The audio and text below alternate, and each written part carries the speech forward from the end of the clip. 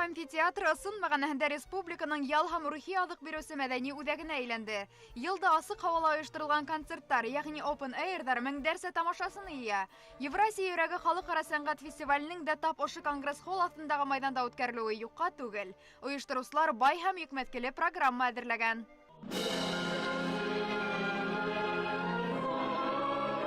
Фестиваль симфония төнөнән башлана. Сәхнәлә классик көйҙәрҙән тыш халыҡ моңдары, ватан фильмдарынан саундтректар яңғыраясаҡ.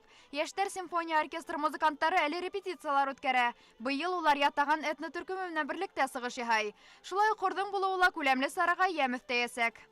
Беҙҙең институттың хоры күп кенә әҫәрҙәр йырлағаны бар ошо оркестр менән. Һәм инде яңыраҡ ҡына Карл Дженкинстың «Месса мира» тип аталған әҫәрен бергәләшеп йырланыҡ, төрлө ҡалаларҙа йырлап сыҡҡайныҡ.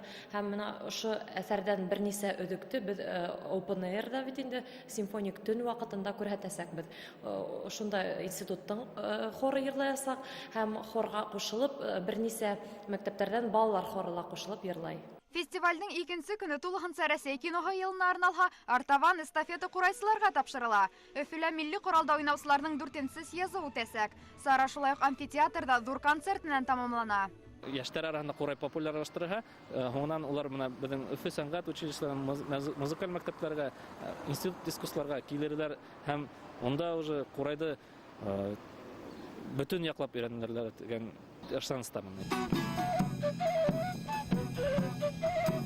28 май амфитеатрда Саптар этно төркөмө лә сығыш яһай. Егеттәр байрам үтәсәк майҙанда репетициялар да башлаған. Урал моңо төрки йәштәр фестиваленең гала концертында төрлө халыҡтарҙың милли уйын ҡоралдары яңғыраясаҡ тиюлар.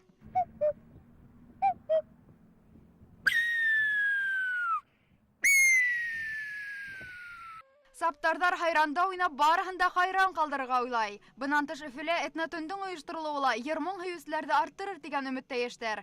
Унда Мәскәү, Молдованан, Бүрәт һәм Якут республикаларынан ҡунаҡтар саҡырылған.